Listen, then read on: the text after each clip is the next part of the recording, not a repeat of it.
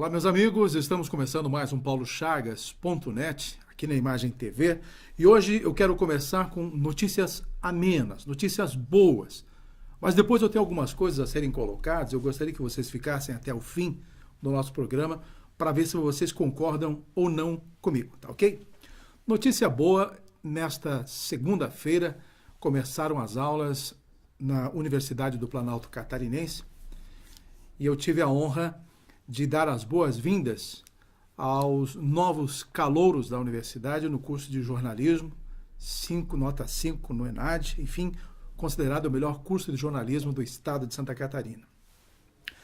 E lá encontrei caras antigas, né, de grandes colegas do jornalismo de Lages, e a gente até não quer citar todos os nomes, para não esquecer de alguns, e a gente não sabe o nome de todos, mas até o Alex, aqui da Imagem TV, estava por lá, o Éder Goulart, o Cláudio, da Revista Expressiva, o Michel Hudson, lá do São Joaquim Online, enfim, quem mais que eu vi por lá? A Claudinha Pavão, do Correio Lagiano, a Tuquinha, da Revista Clique, a Ingrid Schulze, da Massa FM, enfim, minha gente, muitas pessoas aderiram ao projeto da iniciativa da Universidade do Planalto Catarinense de você estar vinculado a um CNPJ e ter a contemplação do curso por 4 anos de forma gratuita.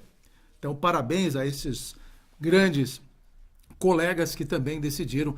Logicamente, tem também aqueles que a gente não conhece, bastante jovens ligados ao jornalismo e que estão buscando esta formação lá na nossa Uniplac. Mas está aí, só apenas como registro. Ainda como notícia boa, e eu considero realmente uma notícia memorável para o município de Lages, é sem dúvida nenhuma a assinatura do protocolo de intenções na noite desta terça-feira no Teatro Marajoara, com a presença do governador João Raimundo Colombo, entre outros secretários de Estado, mais o prefeito Antônio Seron. A assinatura do protocolo de intenções da Bernec S.A. Painéis e Cerrados, é uma empresa do setor madeireiro que já está instalada aqui perto, em Curitibanos, e que monta mais uma unidade aqui em nossa cidade de Lages. Isso tudo, minha gente, se reverte na possibilidade de mais de 1.000 empregos diretos, sem contar os indiretos. Investimento de 1,2 bilhão. É bastante dinheiro e chega num momento propício para o município de Lages, justamente na melhora da economia nacional, nesta retomada da nossa economia. Esta empresa também chega para reforçar o nosso município de Lages com o apoio integral do governo do estado de Santa Catarina. Não digo integral, mas uma grande parte tem a participação do governo do estado de Santa Catarina, com isenções, entre outras coisas, e, claro, o município de Lages. Temos que valorizar uma iniciativa como essa, porque a gente sabe que o esforço dos gestores, tanto o gestor municipal como os gestores do governo do estado, fizeram um trabalho enorme para garantir esta possibilidade de nós termos agora mais uma grande empresa aqui no município de Lages e com essa grandiosidade de geração de empregos. Então, é realmente memorável o dia, temos que conferir e aplaudir neste momento em que tanta notícia ruim tem girado no entorno de nossas cabeças e a cidade de Lages padece de tanta informação ruim. Então, quando chega alguma coisa boa nesse sentido, nós temos que destacar. Isto realmente merece o nosso louvor e o nosso aplauso. Além da assinatura do protocolo de intenções, mais 2 notícias boas. Ou seja, a ordem de serviço, em torno de 15 milhões de reais, para o início das obras de revitalização do centro da cidade de Lages. Uma obra que está sendo muito aguardada e depois da demolição do Colégio Alexandriano Ramos, deu uma acelerada no processo e esta revitalização finalmente está por começar. Também será feita a repasse da ordem de serviço para a construção do Centro do Dia do Idoso, no bairro Centenário, um investimento de 1,3 milhão. O Centro do Idoso vai contemplar realmente a nossa terceira idade, a melhor idade, para que as pessoas tenham atendimentos diferenciados numa fase importante das suas vidas. Então, Logo, logo, nesta semana que vem ou na outra, teremos também a divulgação da ordem de serviço para a revitalização do mercado público aqui da nossa cidade. Então são notícias que merecem esse destaque no momento oportuno, no momento em que a cidade de Lages está começando um novo ano de 2018 e que nós esperamos politicamente muito mais dos nossos representantes. Afinal de contas, estamos nós num ano de eleição. Mas eu vou falar sobre política daqui a pouquinho. Olha aí, gente, estão abertas as inscrições para as soberanas da Festa Nacional do Pinhão. A Fundação Cultural de Lages abre, então, a partir desta quinta-feira, as inscrições para as meninas que queiram concorrer à Rainha e Princesas da 30ª Festa Nacional do Pinhão. Muitas meninas, com certeza, vão procurar se inscrever a partir desta quinta-feira. Basta procurar a Fundação Cultural aqui de Lages e proceder à sua inscrição. Eu quero aqui fazer um registro lá da cidade de São Joaquim, e eu tive a oportunidade de conversar apenas uma vez com o Monsenhor Blevio Ozelami. Ele faleceu nesta segunda-feira, e uma pessoa muito querida naquela cidade, aos 92 anos, por algumas complicações. Ele estava internado com algumas infecções, principalmente a infecção urinária. Enfim, o estado de saúde dele se agravou pela idade e ele acabou falecendo nesta segunda-feira. Então, a cidade de São Joaquim está de luto em função do falecimento do Monsenhor Blevio. Apenas o registro para que a gente não deixe em branco uma passagem tão triste neste momento, então, que as coisas estão se alinhavando. E, aliás, eu gostaria de fazer um toque específico com relação a São Joaquim. Eu nunca conversei com o atual prefeito, até nem consigo lembrar aqui o nome dele, mas eu tenho uma preocupação. Os estudantes que fazem o curso universitário aqui na cidade de Lages estão bastante tristes com uma decisão do prefeito municipal de São Joaquim de não liberar o ônibus universitário gratuitamente para os estudantes. Ele cobra a passagem dos estudantes, não sei qual o valor, me falaram 80, 90, 100 reais por mês por cada estudante, que diz ele ser uma ajuda de custo. Ora, minha gente, se os estudantes de uma cidade vizinha resolvem buscar um ensino universitário em outro município, caso de São Joaquim para Lages, é porque eles pretendem buscar também uma profissão, uma formação universitária. E essa formação, obviamente, retorna para o município, porque eles, como profissionais formados, com certeza, isso em qualquer disciplina dos estudantes de São Joaquim. Então, o prefeito resolveu cobrar a passagem de ônibus desses estudantes, sem entender que no futuro eles poderão representar muito mais a cidade de São Joaquim com os seus conhecimentos a partir desta formação universitária. Eu não consigo entender como um gestor público não consegue visualizar a importância de valorizar os seus acadêmicos, os seus estudantes, para que ele possa se deslocar para outro município e buscar o ensino superior. Se na cidade de São Joaquim não tem uma universidade ainda capacitada para poder prover o ensino universitário, ou seja, o ensino superior para os seus munícipes, para os seus jovens, teria que ter o completo estímulo do poder público municipal para que essas pessoas busquem na outra cidade apenas com o transporte. Não precisa mais nada, senhor prefeito, apenas o transporte para que esses estudantes se desloquem para outra cidade e façam os seus estudos e depois retornar ao município e aplicar os seus conhecimentos. Não consigo mesmo entender qual a concepção de um gestor público que não consegue visualizar esta simples necessidade dos estudantes e depois o benefício que eles vão dar de retorno à sua cidade com os conhecimentos adquiridos. Está aí apenas um registro, tomara que o prefeito nos ouça e tome uma atitude um pouco diferenciada. E a gente sabe que alguns outros municípios aqui da Serra, que eu não sei quais, mas eu sei que alguns outros também estão cobrando dos seus estudantes. Outros fazem a passagem livre, entregam o ônibus e contemplam os seus estudantes. Parabéns por essa iniciativa a esses gestores que têm esse tipo de visão e contemplam o transporte a esses estudantes para fazerem já o difícil trajeto que já é, estudar fora da sua cidade e ainda pagar a mensalidade da universidade e o prefeito cobrar a passagem do ônibus, cobrar uma mensalidade dos estudantes para que eles possam se deslocar a outra cidade, no caso de São Joaquim e Lages. Pessoal, recentemente faleceu uma pessoa atropelada neste perímetro urbano de Lages, em função de nós não termos ainda as nossas passarelas. Meu Deus, quantas vezes nós vamos precisar bater nesta tecla nos nossos programas de comunicação, nos nossos espaços como o blog, entre outras oportunidades que a gente tem de falar a respeito destas coisas. Até o ano passado, quando foi anunciada a empresa que faria o projeto para a construção dessas 3 passarelas, e a gente aplaudiu, porque antes disso nós já havíamos falado, inclusive aqui neste programa, várias vezes, da inércia que estava diante desta necessidade da construção das passarelas no perímetro urbano de nossa cidade. Então, a Carmen Zanotto, nossa deputada federal, estava trabalhando nos bastidores em Brasília para poder contemplar ou escolher alguma empresa nesse sentido, e uma então ganhou a licitação para a execução dos projetos.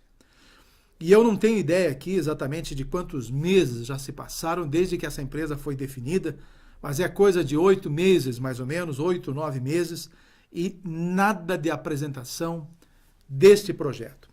O mais curioso é de que, a partir da morte de uma pessoa que estava atravessando esta via expressa aqui dentro da cidade de Lages, no seu perímetro urbano da BR-282, sem as passarelas, acabou sendo atropelada esta pessoa e morreu.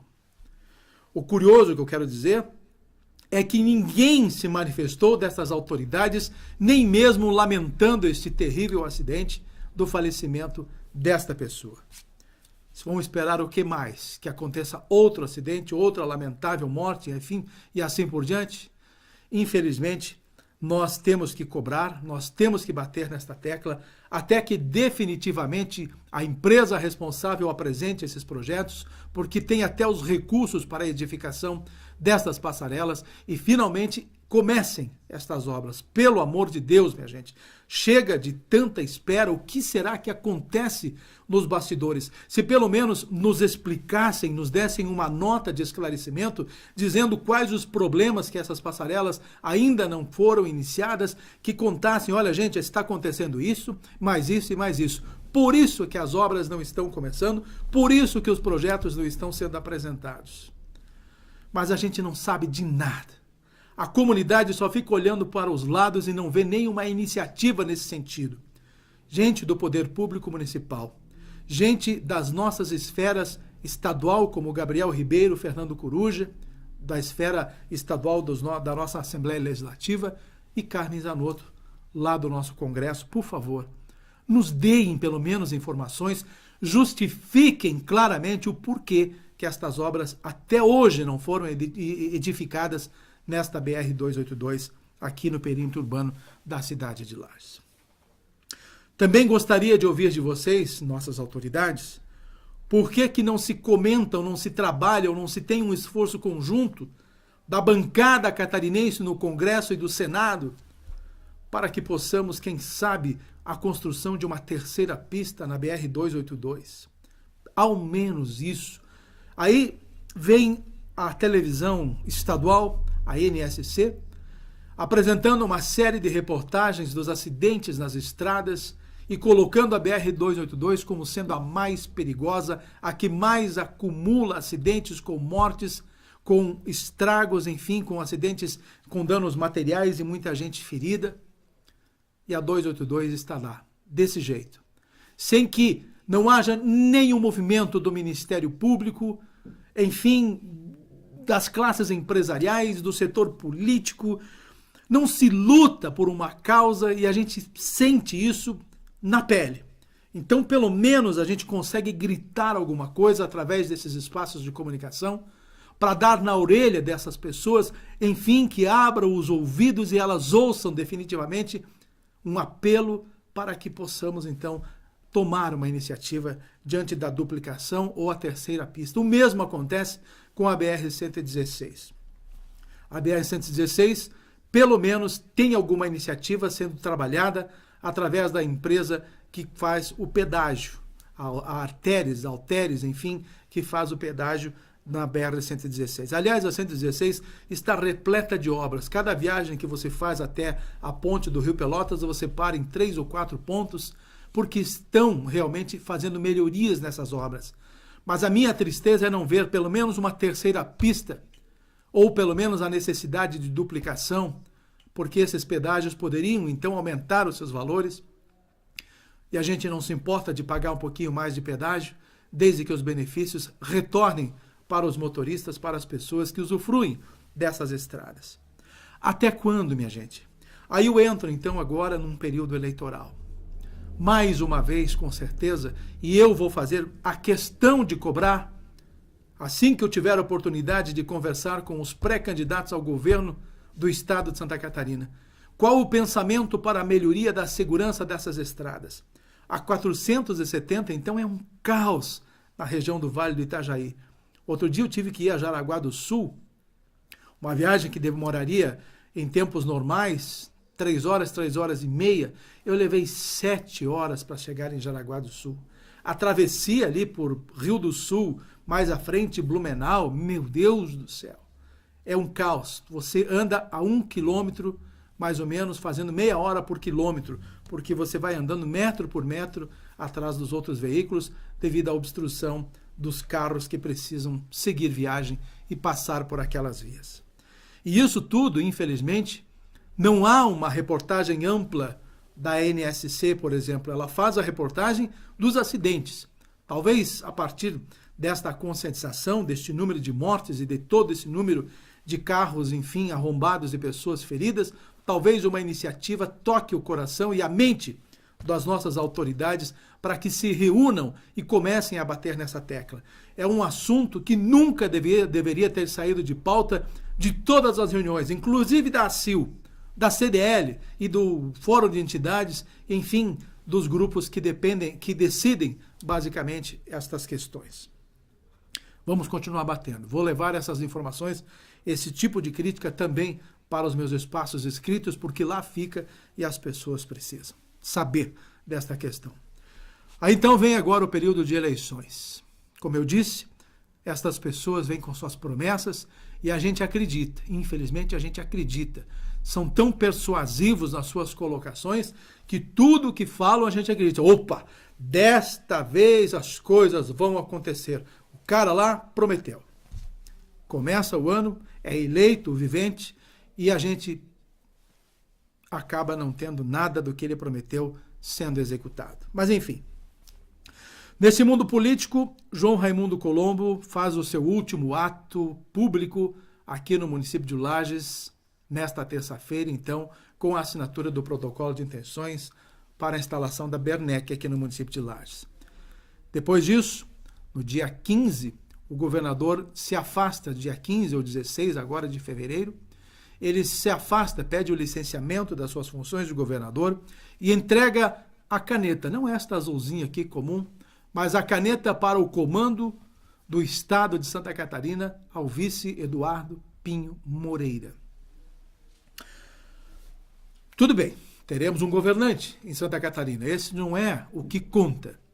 Mas, de qualquer maneira, nós saberemos que até Eduardo Pinho Moreira organizar a sua casa em tão curto espaço de tempo, e a gente sabe que, diante desta ranhura que existe hoje entre o PSD e o PMDB, que na verdade não é mais PMDB, é MDB, aliás, não vejo tanta diferença, tudo bem, esta ranhura pode atrapalhar todo um processo administrativo que foi iniciado há quase 8 anos. Nesta parceria entre PSD e PMDB no governo do estado de Santa Catarina. Pois esta parceria, ela está hoje tumultuada diante de um indicativo de que o PSD terá o seu governador, o seu candidato ao governo do estado, e já está lançado, inclusive, o nome de Gelson Merizio. Diante disso, o PMDB ainda tenta uma aproximação, o próprio Raimundo Colombo, para a possibilidade do PSD indicar o vice desta vez, fazer apenas a inversão. O PSD foi governo durante 2 mandatos e na ordem natural das coisas, segundo as conversações do passado, ainda no tempo em que Luiz Henrique era vivo, era de que o PSD, neste ano, indicaria o vice para o PMDB e correriam as eleições na maior tranquilidade possível. Mas não é o que está acontecendo. Então, diante da caneta nas mãos de Eduardo Pinho Moreira, e se não houver nenhum consenso, um acerto, um ajuste entre o PSD, haverá então o quê? O desembarque de toda a cúpula do PSD que ocupa os cargos de confiança, de primeiro, segundo e terceiro escalões. Tudo isso deve acontecer, então, já no decorrer de 2016 e, no máximo, até o dia 5 de abril, quando definitivamente Raimundo Colombo pede exoneração do cargo de governo para concorrer, então, ao Senado neste ano de 2018, nas eleições. Aí tudo isso, né, envolve uma série de especulações. João Alberto fica ou não fica na ADR de Lages? Logicamente, se o PMDB estiver rompido com o PSD, o primeiro a sair será o João Alberto Duarte, aqui da ADR. E aí existe uma série de nominações aqui da Serra Catarinense que estão sendo já discutidas no interno da executiva do PMDB de Lages e podem então indicar um nome para que assuma a ADR durante esses meses que restam para o complemento do ano de 2018 e para o complemento deste governo. Foi citado o nome do próprio Eliseu Matos, foi citado o nome do Michoel Rampel, ex-secretário de Meio Ambiente aqui do município de Lages, do vereador Thiago de Oliveira e não sei mais quem dentro da cúpula do PMDB que estão sendo hoje pensados para assumirem a ADR aqui no município de Lages. Esses mesmos nomes também estão sendo cogitados para assumirem a condição de pré-candidatos ou de candidato ao Estado através da Assembleia Legislativa. Então, o PMDB hoje está numa briga de foice internamente para dizer quem vai ser o próximo indicado à Assembleia Legislativa como candidato. Está na briga o Juarez Matos, o Eliseu Matos, o Thiago e o Michoel Rampel. Esses quatro. Tem ainda o deputado Fernando Coruja, que se ele quiser ser candidato à reeleição a deputado estadual, a vaga é dele. Acaba com toda esta briguinha.